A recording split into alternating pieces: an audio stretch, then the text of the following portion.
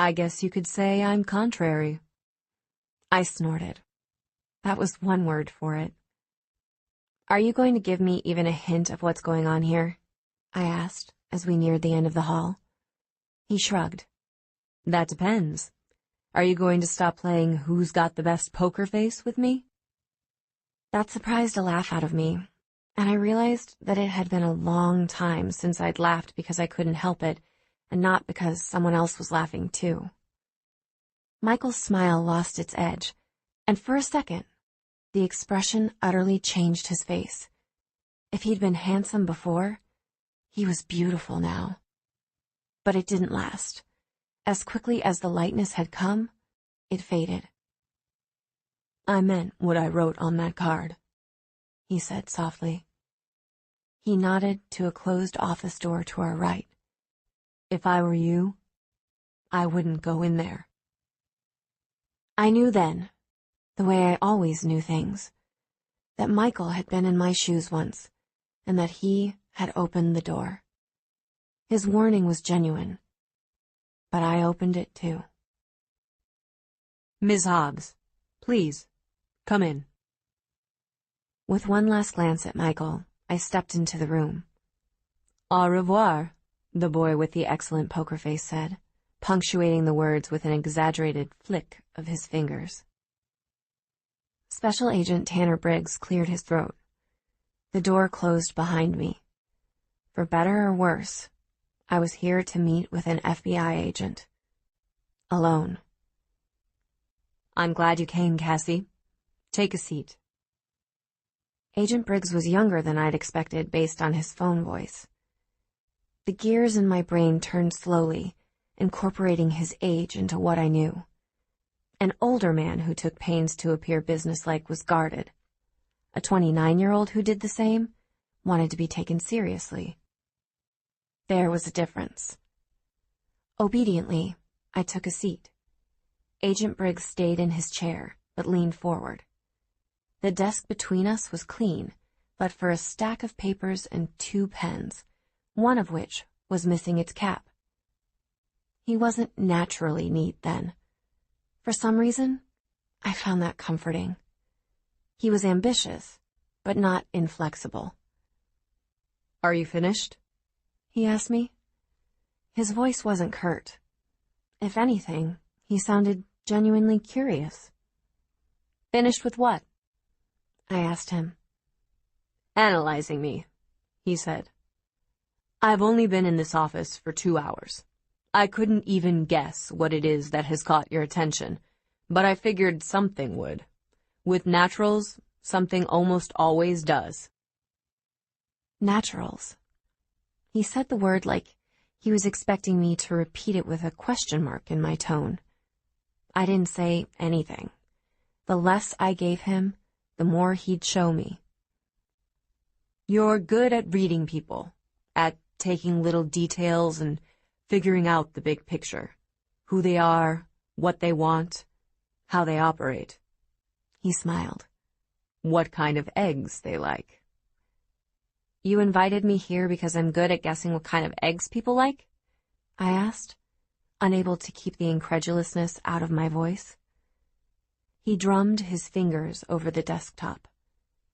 I asked you here because you have a natural aptitude for something that most people could spend a lifetime trying to learn.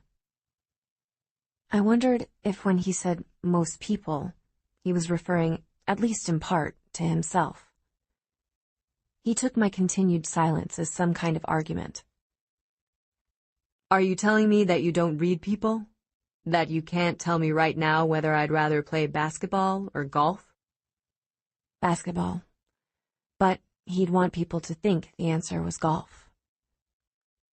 You could try to explain to me how you figure things out. How you figure people out, Cassie.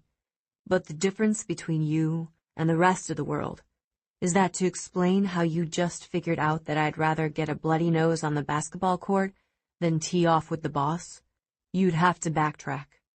You'd have to sort out what the clues were and how you'd made sense of them, because you just do it.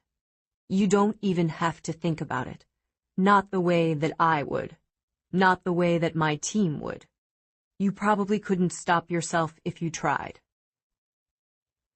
I hadn't ever talked about this, not even with Mom, who'd taught me the parts of it that could be taught.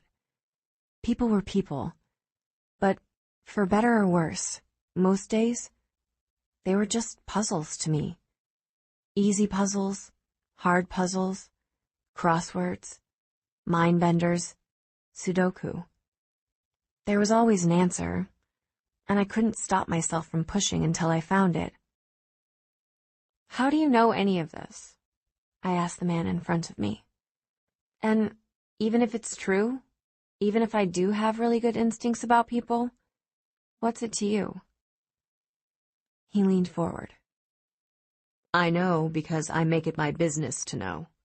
Because I'm the one who convinced the FBI that they need to be looking for people like you. "What do you want with me?" He eased back in his chair. What do you think I want with you, Cassie? My mouth went dry. "I'm 17. Natural aptitudes, like yours, peak in the teen years. Formal education, college, the wrong influences could all interfere with the incredible raw potential you have now." He folded his hands neatly in front of him. I want to see to it that you have the right influences, that your gift is molded into something extraordinary, something that you can use to do an incredible amount of good in this world. Part of me wanted to laugh at him, to walk out of the room, to forget that any of this had ever happened. But the other part just kept thinking that for 5 years, I'd been living in limbo, like I was waiting for something without knowing what that something was. You can take as much time as you need to think about it, Cassie. But what I'm offering you is a once-in-a-lifetime chance. Our program is one of a kind, and it has the potential to turn naturals, people like you, into something truly extraordinary. "People like me," I repeated, my mind going 90 miles an hour. "And Michael." The second part was a guess, but not much of one. In the 2 minutes we'd spent walking to this office, Michael had come closer to figuring out what was going on inside my head than anyone I'd ever met. And Michael. As he spoke, Agent Briggs's face became more animated. Gone was the hardened professional. This was personal. This program was something he believed in. And he had something to prove.